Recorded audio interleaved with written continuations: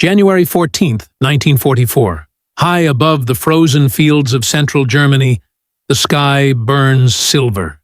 A lone P-51 Mustang slices through thin winter air, its Merlin engine screaming at full throttle.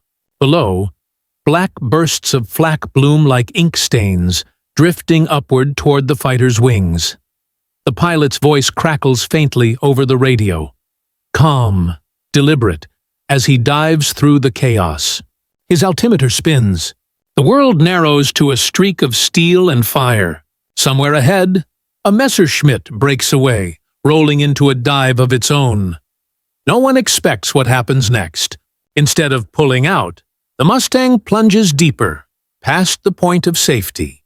The pilot flips the aircraft inverted, rolls through the dive, and cuts across the enemy's path in a maneuver so unorthodox it defies every manual.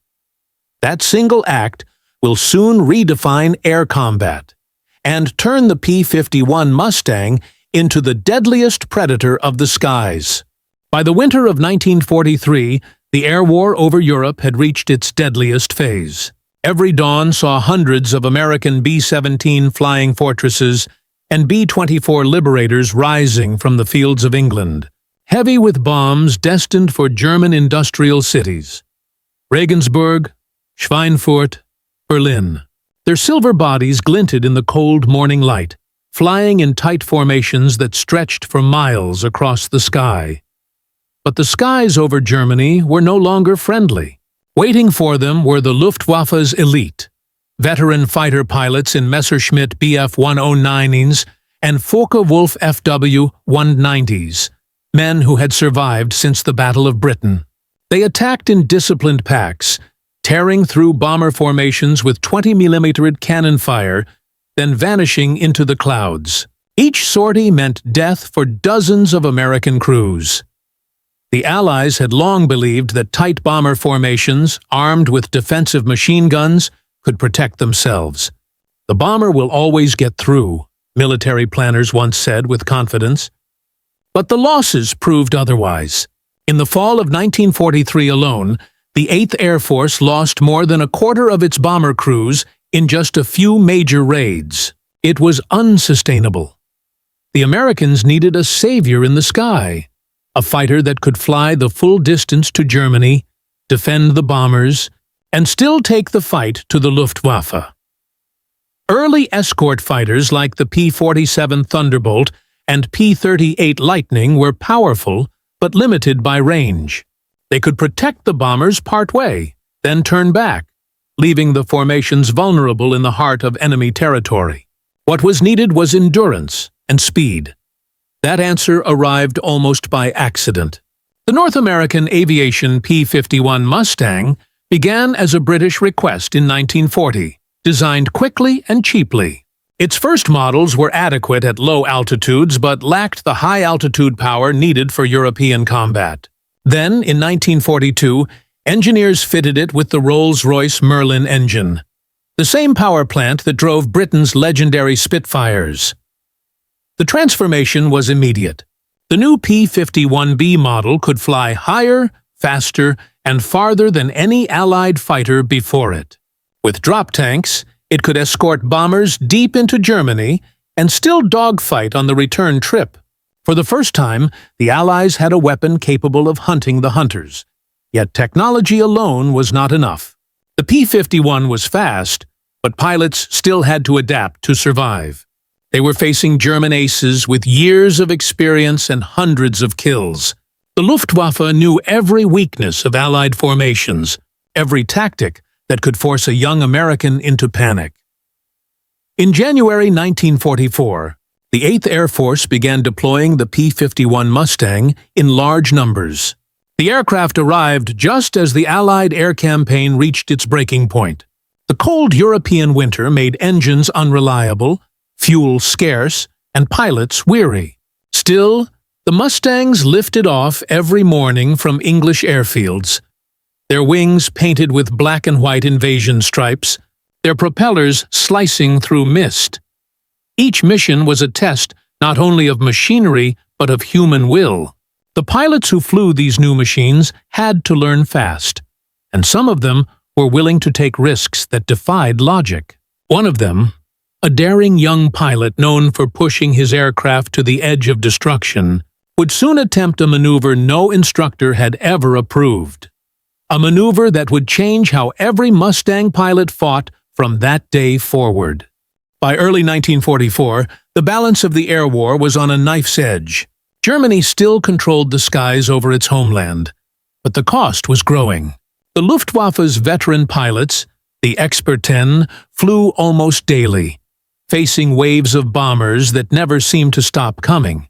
Their experience made them deadly, yet exhaustion and dwindling fuel supplies were slowly tightening the noose around them. Names like Erich Hartmann, Walter Nowotny, and Gerhard Barkhorn were whispered with respect even among Allied crews. Each had over 100 confirmed kills. To face them was to face near certain death.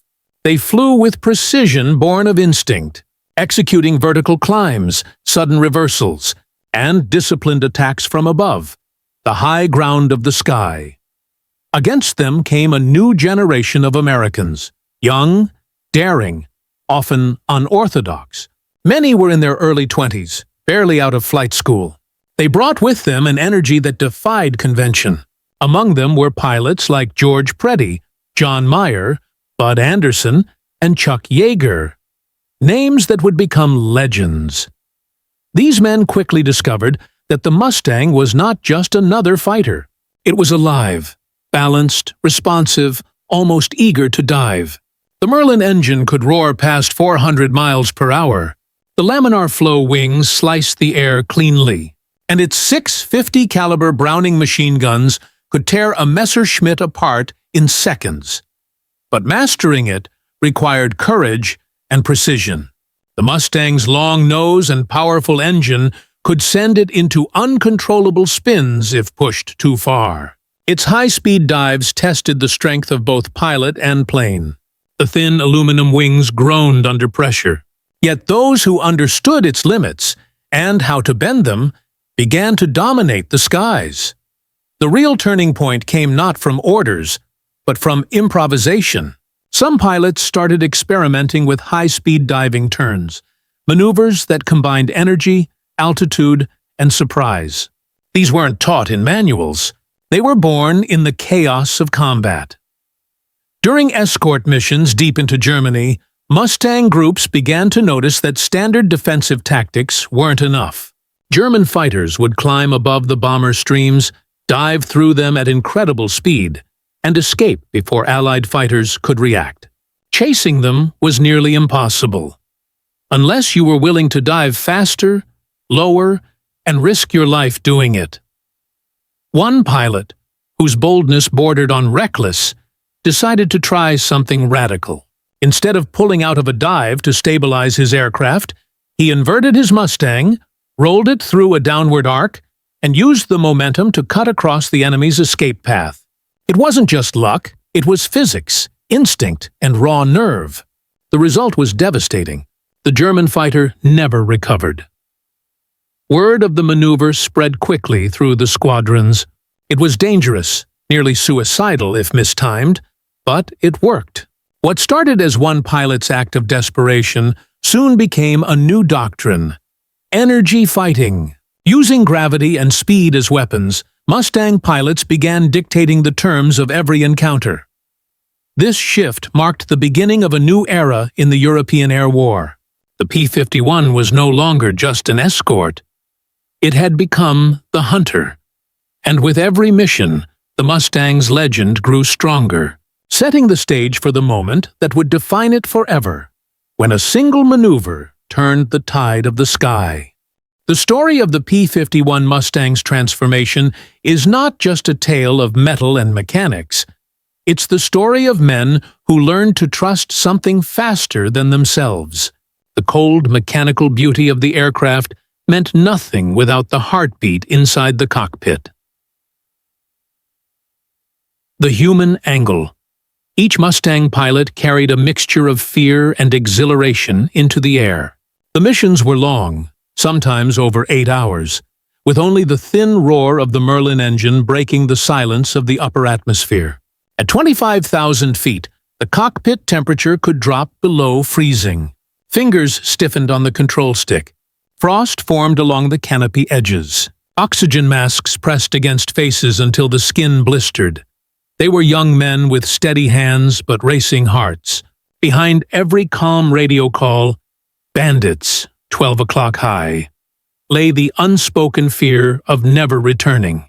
Yet fear sharpened them.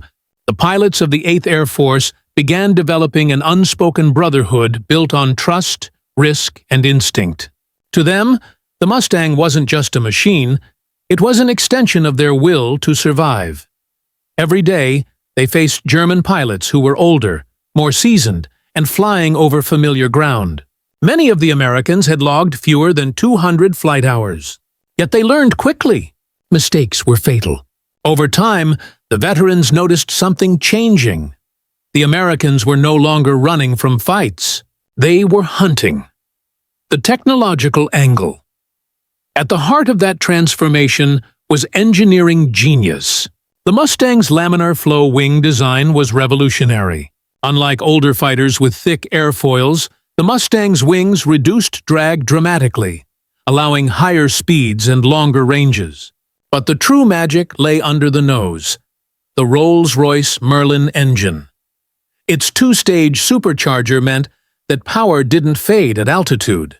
Pilots could climb to 30,000 feet and still have thrust to spare, something German engines struggled with. Coupled with external drop tanks, the P-51 could escort bombers all the way from England to Berlin and back. For the first time, the Allies could hit Germany anywhere, anytime. But with great potential came risk. At high speeds, compressibility could lock the controls, and the aircraft would refuse to pull out of a dive. It was this terrifying trait that one pilot dared to exploit, pushing beyond fear to turn danger into advantage. The tactical angle air combat in Europe evolved almost daily. Early in the war, fighters fought in tight turns and close dogfights, circling like predators over the clouds. But by 1944, with faster aircraft and heavier firepower, turning engagements were deadly mistakes. American pilots began studying what they called energy fighting. Instead of turning with the enemy, they attacked with speed, then climbed away, conserving momentum for another strike. It was warfare in 3 dimensions: vertical instead of horizontal, speed over agility, strategy over reflex. The new dive-turn maneuver, born from desperation, fit perfectly into this doctrine. It allowed pilots to maintain their speed while repositioning for attack. The Germans, used to predictable Allied patterns, suddenly found their opponents coming from impossible angles. Bomber crews soon began reporting something new. Fewer losses, more Luftwaffe aircraft falling in flames. The Mustangs weren't just defending, they were clearing the skies. By spring 1944, German radio intercepts carried a chilling message among Luftwaffe pilots.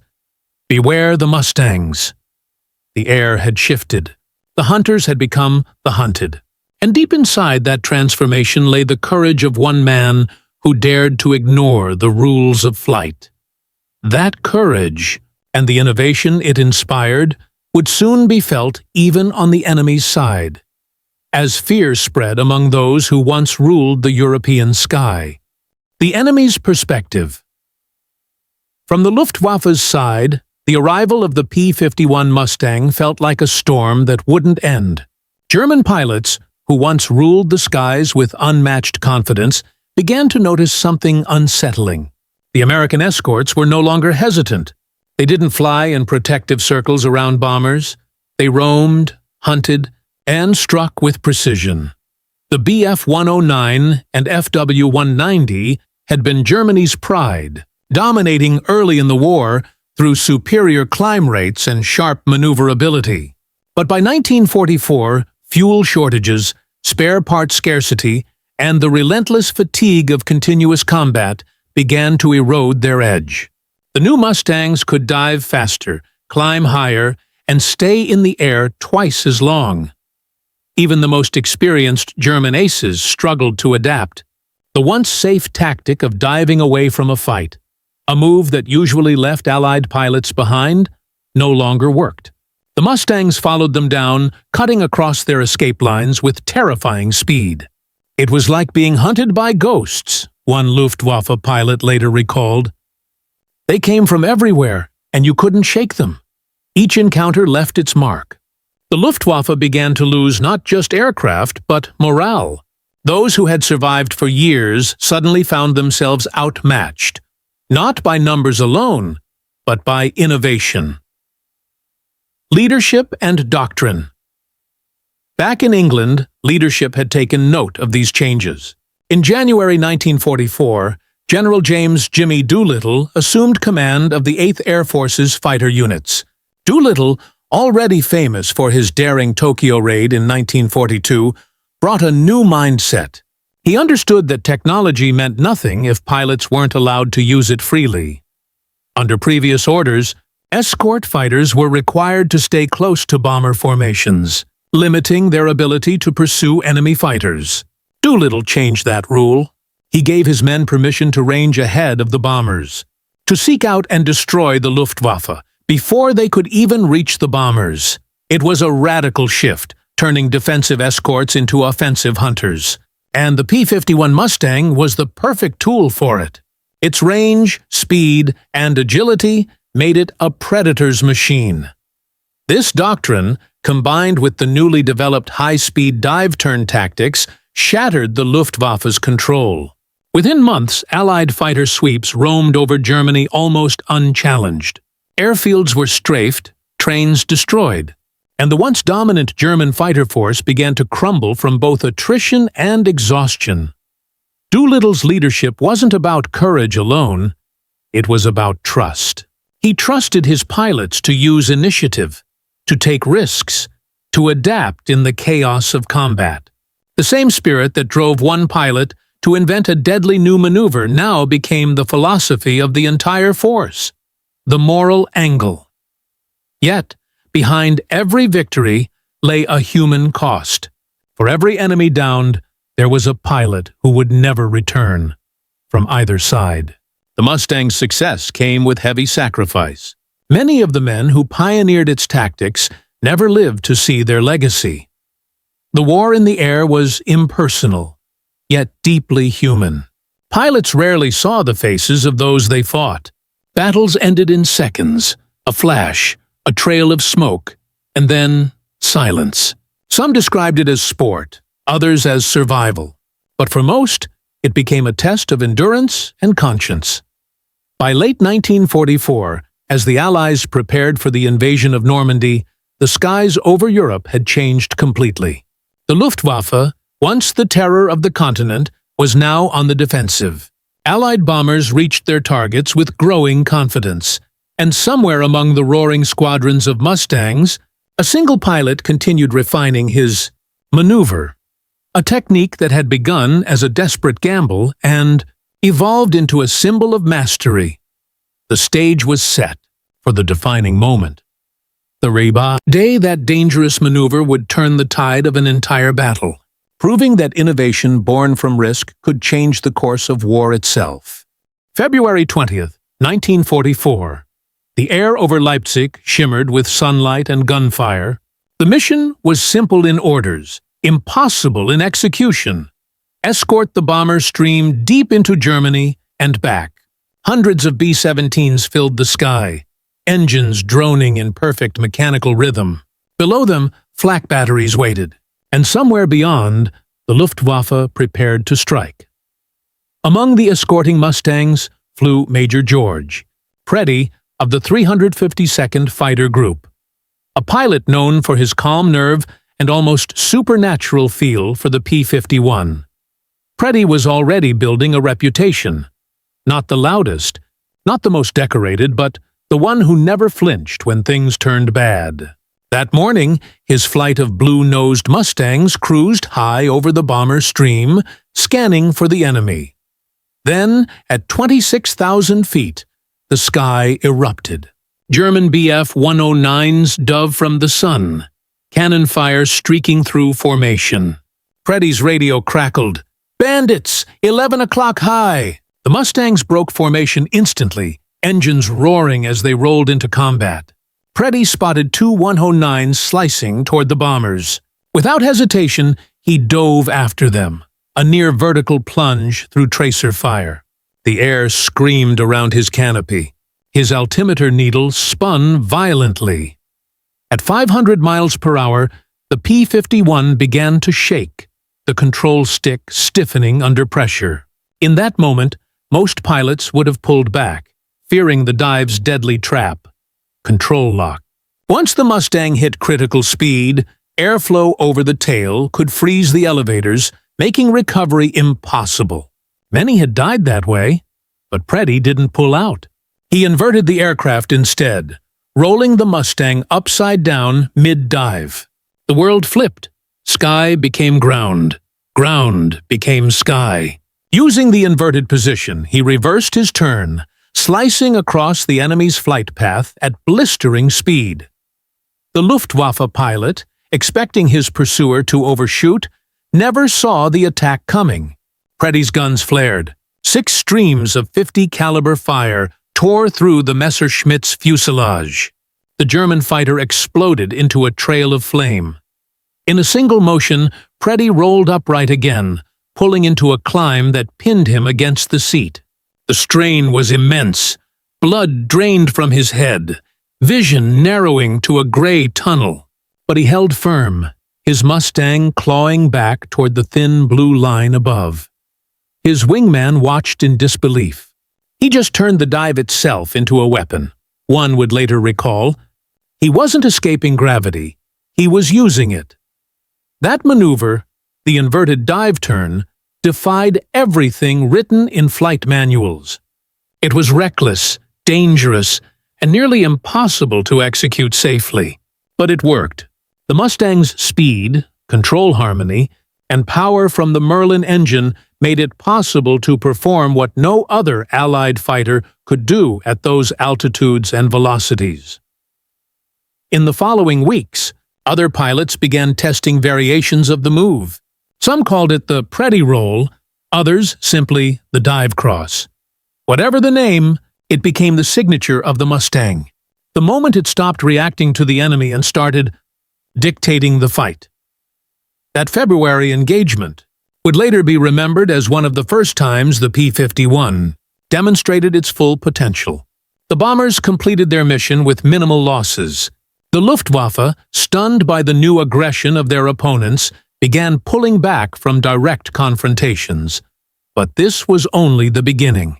The tactic would evolve, spreading across squadrons, refining with each mission, until the sky itself belonged to the Mustang. And as winter turned to spring, the Allies prepared for the next great step of the war, the full-scale invasion of Western Europe. The stage was set for the final test of air supremacy, where this maneuver, and the pilots who mastered it, would decide the fate of the skies above D-Day. Spring 1944. The European sky was changing color, from the smoke-gray dominance of the Luftwaffe to the clear blue of Allied control. Every new Mustang that took off from English soil carried not just bombs or guns, but a doctrine, born from the courage of a few men who had dared to rewrite the rules of flight. By April, the Preddy roll, that dangerous inverted dive turn, had spread through the 8th and 9th Air Forces. Combat instructors began briefing new pilots on its use, though few could master it. It required instinct, confidence, and an intimate understanding of the Mustang's behavior at near supersonic speeds. Reports from the front told the same story. Luftwaffe pilots were being ambushed in maneuvers they once used themselves. The hunters had become the hunted. In one mission over Berlin, Mustang groups intercepted over 100 German fighters attempting to strike at the bomber's stream. Instead of staying above to defend, they dove, fast, violent, and precise. In a single coordinated attack, the P-51s destroyed more than 30 German aircraft while losing only 2 of their own. Survivors recalled Mustangs plunging through clouds in perfect synchronization, then pulling into that same inverted roll, repositioning, and striking again before the enemy could react. What had once been desperation was now doctrine. The Luftwaffe's high command grew desperate. Interceptors were ordered to climb higher, to dive away earlier, but it made no difference. The Mustang's speed and range were unmatched. Pilots like George Preddy, Bud Anderson, and Chuck Yeager began achieving kill records that defied belief. Every new engagement told the same story. The inverted dive turn gave the P-51 not just speed, but control. It allowed a pilot to keep his momentum, maintain his line of attack, and never become a target himself. It turned dogfighting into something more, a dance of physics and precision. In May, as the Allies prepared for Operation Overlord, the skies over northern France were already secure. The Luftwaffe was bleeding pilots faster than it could train replacements. Entire Gruppen, fighter groups, were wiped out within weeks. On June 6, 1944, D-Day, the P-51 Mustangs roamed the beaches of Normandy almost unopposed. They strafed rail lines, bridges, and convoys with impunity. German resistance was fierce on the ground, but above it, the air belonged to the Allies. The power of the Mustang wasn't in its weapons alone. It was in its adaptability. That one daring maneuver, born months earlier from instinct and courage, had become the embodiment of Allied air superiority, using danger itself as a weapon. After D-Day, the results were undeniable. The Luftwaffe could no longer mount organized resistance. By late summer, American bombers flew daylight raids into Berlin with Mustang escorts all the way there and back, something unthinkable a year before. And as pilots returned from missions, their stories spread like folklore. They spoke of diving at impossible angles, of pulling out just above the treetops, of using the inverted roll to cut through chaos. "We stopped reacting to the Germans," one pilot said simply. "From then on, they reacted to us." The P-51 Mustang had done more than win battles. It had changed the nature of air combat itself. It proved that victory came not from superiority of numbers, but from the courage to innovate, even when the odds said death. And for one brief, shining moment in 1944, a single aircraft and a single act of defiance ruled the skies of Europe. But every revolution leaves its echoes. What began as a tactical triumph would soon lead to something deeper. The reckoning that followed when the smoke cleared, and the cost of victory came into view. By the autumn of 1944, the sky over Europe no longer belonged to the Luftwaffe. It belonged to the silver wings of the Mustang. The transformation was astonishing. In less than a year, the balance of power in the air had completely reversed. German bomber intercepts that once tore apart American formations now ended in disaster for the defenders. The Luftwaffe, which had ruled the skies since 1939, was collapsing under the relentless pressure of Allied air power. The numbers told the story. In early 1944, Allied bomber losses over Germany averaged 8% per mission, an unsustainable figure. By late summer, after the P-51s began full-time escort operations, that number had dropped below 2%. Meanwhile, German fighter losses soared. The Luftwaffe was losing aircraft faster than it could replace them, and more critically, it was losing its most valuable asset, trained pilots.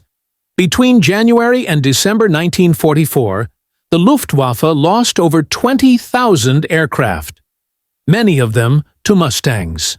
Some squadrons saw their ranks decimated within weeks. Even the legendary aces could not hold the line. Outnumbered, outgunned, and running on dwindling fuel reserves, they faced an enemy who could stay above them, outrun them, and outlast them. Major George Preddy's 352nd Fighter Group became one of the deadliest air units of the war. By the end of 1944, Preddy himself was credited with 26.83 aerial victories, making him the top P-51 ace in the European theater. His mastery of the E.E. Mustang and his innovative maneuver turned him into a symbol of precision and fearlessness. But victory was never clean. Preddy's own story ended in tragedy, shot down by friendly fire on Christmas Day, 1944, while pursuing a German aircraft at low altitude. His death mirrored the paradox of aerial warfare. Even the best were never safe. Even the most skilled could fall in a moment's chaos. The Mustang, however, lived on. Its success had reshaped Allied strategy. With control of the skies secured, the bombing campaign intensified, crippling Germany's war industry. Railways, oil refineries, and supply depots were systematically destroyed. The Mustang had become more than an escort. It was now the spearhead of air supremacy. Bomber crews, who had once faced their missions with dread, began to breathe easier when they saw Mustangs overhead. They called them angels on our wings. Pilots painted names and symbols on their aircraft: Old Crow, Glamorous Glenn III, Cripes a Mighty. Each one carried a story of courage, risk, and endurance. In debriefings, senior officers noted a remarkable shift in morale. Pilots spoke less of survival and more of mastery. The Mustang gave them confidence, a sense of control in a war that often felt uncontrollable. Even General Doolittle recognized the symbolic power of what had happened. The P-51, he wrote later, was the aircraft that won the air war over Europe. Yet beneath the pride was exhaustion. The pilots who had once pushed boundaries now carried the invisible weight of those who never returned.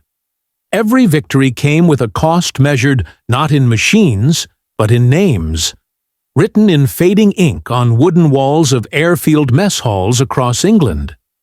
Still, the mission continued. Winter approached again, and though the Luftwaffe was dying, it wasn't finished. The Battle of the Bulge would bring one last desperate counterattack, and the Mustangs would rise again to end it. By early 1945, the skies over Western Europe were clear, not of contrails, but of opposition. The Luftwaffe's presence had become a shadow of its former self. The once proud force that had dominated the Blitz was now scattered, fragmented, and crippled. The Mustang's dominance had rewritten the laws of aerial warfare. What began as a risky maneuver by a few daring pilots had evolved into a doctrine: energy fighting, boom and zoom, and vertical superiority. These concepts became the foundation of post-war air combat strategy, influencing jet fighter tactics for decades to come. The U.S. 8th Air Force reported unprecedented success rates. By the war's end, P-51 units had destroyed nearly 5,000 enemy aircraft in the air and over 4,000 on the ground. The kill-to-loss ratio was extraordinary, often exceeding 11-to-1. German attempts to counter with advanced aircraft like the Me-262 jet came too late and in too few numbers. Even when encountered, Mustangs adapted quickly, ambushing jets during takeoff or landing when they were most vulnerable. For many historians, the Mustang became the symbol of Allied technological evolution, a perfect blend of British ingenuity and American engineering. The airframe, born from North American aviation's rapid innovation, was originally intended for the British Royal Air Force. But once fitted with the Rolls-Royce Merlin engine, the aircraft transcended expectations. The fusion of design and power created something the world had never seen before: a single-engine fighter capable of escorting bombers from England to Berlin. And back, on the ground, soldiers often looked up to see formations of Mustangs crossing the sky in perfect symmetry. For them, it meant safety. For German troops, it meant danger from above. The thunder of Merlin engines was a signal. The enemy was close, and the Allies were advancing. After Germany's surrender in May 1945, Many Mustang squadrons gathered for the last time on quiet airfields. Pilots stood beside the machines that had carried them through fire and fear. Some cried, some laughed. Most just stood in silence, understanding that the war which had defined their youth was finally over. In the months that followed, the P-51 transitioned from a weapon of war to a symbol of peace and progress. It served in the Korean War, became a training aircraft for the next generation, and even inspired early jet designs. The U.S. Air Force, newly formed in 1947, adopted many of the doctrines born in Mustang cockpits, doctrines that would guide aerial combat through the Cold War. But the legend of the Mustang was not just mechanical, it was human. It was the story of men like George Preddy, Chuck Yeager, Don Gentile, and Bud Anderson, pilots who faced overwhelming odds and changed the course of history with courage and skill. Their innovation, that dangerous, defiant maneuver, proved that adaptability could turn a weapon into a revolution. Across museums today, Mustangs stand in polished silence. Their aluminum skins reflect the light like liquid metal. Wings spread as if still eager to climb. Veterans who once flew them often pause, run their fingers along the fuselage and whisper, "She brought me home."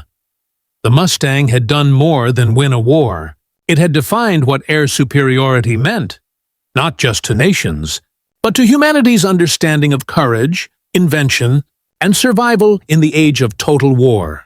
And as history settled into peace, one truth remained clear. The roar of the Mustang's engine was the sound of freedom itself. In the long silence that followed the guns of 1945, the story of the P-51 Mustang stood apart, not merely as a triumph of engineering, but as a testament to what human ingenuity could achieve when survival demanded perfection. It began with a question: how to protect the bombers that carried the weight of the war? It ended with a silver-winged answer that crossed oceans, outflew every rival, and rewrote the very principles of air combat. The Mustang wasn't just faster or sleeker, it was smarter. It adapted. It learned. It became the embodiment of precision and endurance. But its legacy was not built in factories or design rooms.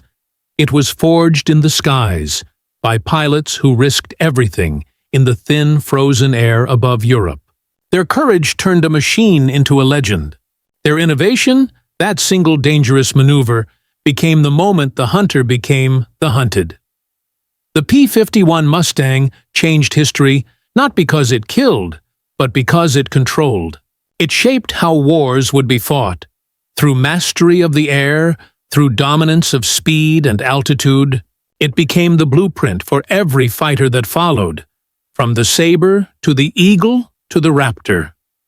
Today, when one hears the distinct growl of the Merlin engine at an air show, it's more than nostalgia.